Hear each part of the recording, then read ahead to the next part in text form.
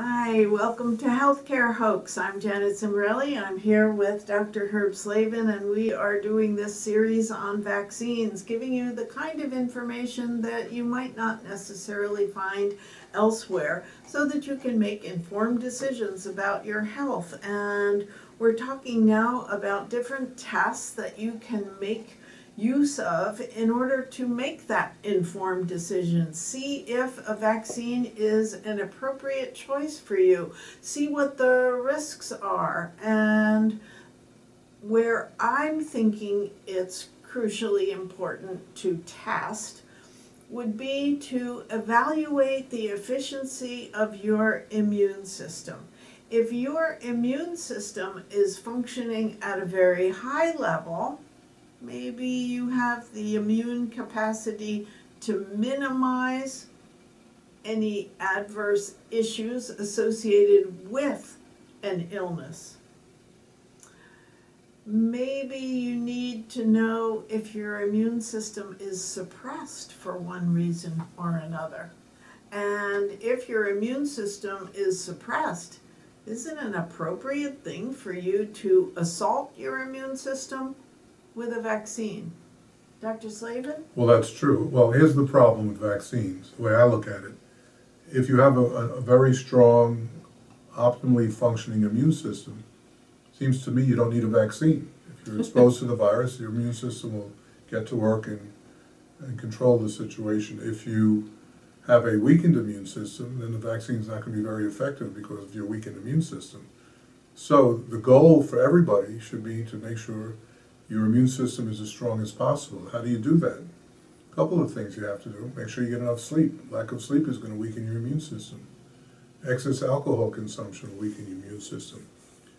Accumulation of heavy metals over years is going to be a factor in your immunity and your body's ability to function. Nutrient deficiencies, very important. And I have to tell you, we routinely measure or look for those, and everybody's got them. You know, one of the more notorious deficiencies we see is vitamin D. Unless you're taking vitamin D supplements, you're deficient. So there's a lot of things you can do. Exercise is going to strengthen your immune system, regular exercise. So these are the kind of things that you can do to strengthen your immune system, because vaccines won't do that. Okay, what might be a few reasonable blood tests to do that would give you an insight into the state of your immune function? I would say probably inflammatory markers. Okay. Because inflammation is, again, putting a strain on your immune system. And if you have signs of lots of inflammation going on, you want to correct that. A lot of times people come in and their inflammatory markers are elevated, and yet they feel perfectly fine. So it becomes a challenge to figure out what's causing it. And anything is possible. I've said to some patients, stop all your supplements. Maybe your body is reacting to something you're taking. It's a possibility. Maybe it's one of the drugs they're on. Anything is a possibility if you have no symptoms. It could be dental problems that you're not aware of. Of course, someone comes in with hip pain, severe hip pain. You say, okay, that inflammation is probably coming from that. But that patient's coming in with no complaints at all, with elevated inflammatory markers. So, that's what we're working on. Now, there's a novel medication to address inflammation that we're going to be talking about on future programs, called low-dose naltrexone, LDN for short. And we're looking into that as an approach to help reduce inflammation. Of course, there are certain herbs that are supposed to be helpful, like turmeric. What's the more common ones that you recommend for inflammation? Well, I like omega-3 fatty acids. I am very impressed with some of the research with regard to aged garlic extract. And the one negative item, you mentioned alcohol, I think is really important for people to be aware of sugar. And it could be sugar from very beneficial natural sources such as fruits and honey, but it's sugar. And if your immune system is under assault, if there are inflammatory markers, you have to be careful with sugar. Dr. Slavin, is there any benefit to evaluating white blood cell profile with regard to this topic? Evaluating your immune response? No. Suppose No. your white blood cell level is high or your white blood cell level is low. What does that tell you? Those are late changes. In other words, that's not early detection, that's late detection. By the time your white count is high, you know you're sick. You know, and then we do it as a baseline to evaluate the treatment and see if you're getting better. You're getting better as the white count comes down. Or on the other hand, let's say your white count is very low, you may be immunosuppressed, and you wouldn't know it. You know, some techniques for trying to raise white blood cell counts use hydrochloric acid. Okay. You know, things like that. To raise it, but no, the white blood cell count is not going to be helpful. You know, the inflammatory markers are going to be an earlier indicator of problems. In other words, people can come in with elevated inflammatory markers, their white counts are fine. Interesting. Another area to look at is your insulin levels. Mm-hmm. If you're experiencing insulin resistance, that's another sign of an early stage problem. Plus, you know, a later stage after the insulin levels are high and you develop insulin resistance, then you start having higher levels of blood sugar, and you can look at your hemoglobin A1C, which is a reflection of your blood sugar over a 3-month period. If it starts to become elevated, now you're diagnosed with diabetes. So, and if you catch it early enough, it's all reversible. Usually, I love reversible. Usually, you know, with weight loss and dietary changes, cut back on the carbohydrates, and you can correct it. But that's not what mainstream medicine does. They wait for you to get sick enough, then they give you a drug that increases your insulin production in order to lower your blood sugar. But it's the high insulin that's the problem. You don't want high insulin. You don't want insulin resistance. You want effective or low levels of insulin which are able to control your blood sugar.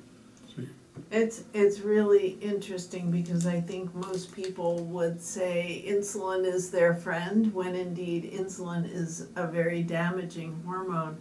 One of the things that I want to ask you about with regard to testing has to do with hydration.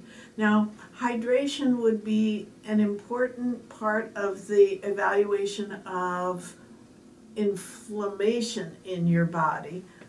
What are some of the best ways to test to see that your cells are properly hydrated? Well, if you're dehydrated, your hemoglobin will go up. But you wouldn't necessarily know that. So how do you know if you're dehydrated? You have to look at your urine. So the urinalysis, you look at specific gravity. Mm-hmm. And if you have a very concentrated urine, you know you're dehydrated. If you have a dilute urine, you're not dehydrated. So those are a few tests you can look at together. Don't you do, in the Institute of Advanced Medicine, don't you do a body scan? Does that give you like the ratio of lean muscle mass? Does it give you information about hydration? To some extent.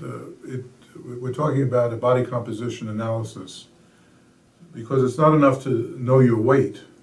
You have to know how your weight is made up between fat, muscle, and water. And you want everything to be in the proper ratio. So two people can have the same weight, and one could have a lot of muscle and low fat, and the other person can have a lot of fat and low muscle, but they're the same weight. Which one do you think is better? And then we have patients, for example, in congestive heart failure, and it's very difficult to monitor them without knowing how much fluid they have. So you can weigh them on a scale, but that's not as accurate as doing a body composition where you can see the actual amount of water that their body is retaining.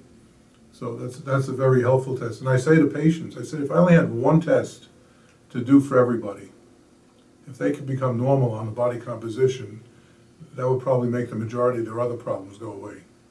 Interesting. So, looking at that body composition test, and then you have solutions for people whose ratios are not necessarily optimized. One other question.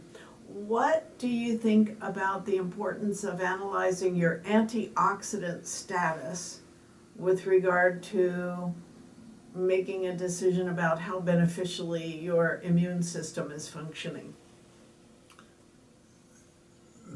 Theoretically, that's very good, except the testing. Theoretically. But the testing to determine your antioxidant status is not that widely available. Okay. You know, so we indirectly look at that by looking at inflammatory markers. Okay. So that's like the other side of that coin. You know, you have antioxidants and you have inflammation, so it's another way of looking at it.